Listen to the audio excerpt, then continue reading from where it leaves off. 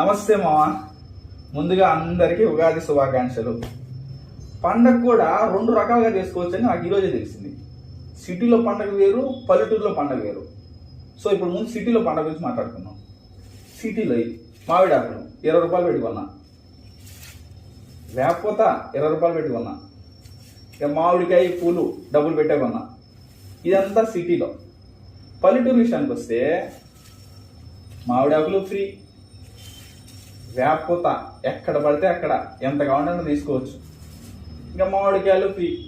ఇంకా పూలు అంటావా మన ఇంట్లో చెట్లకే ఉంటాయి, సో అంతా ఫ్రీ. ఇప్పుడు సిటీలో అయితే ఇదంతా డబ్బులు పెట్టుకొని పండగని కొనుక్కోవడమే, జరుపుకోవడం కాదు, పండగను కొనుక్కున్నట్టే లెక్క.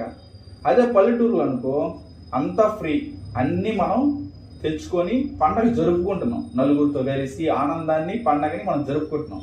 సిటీలో అలా కాదు, పండగని ఆనందాన్ని తెచ్చుకుంటున్నాం.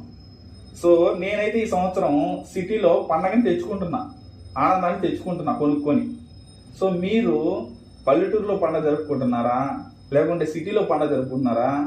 కామెంట్ చేయండి మామ.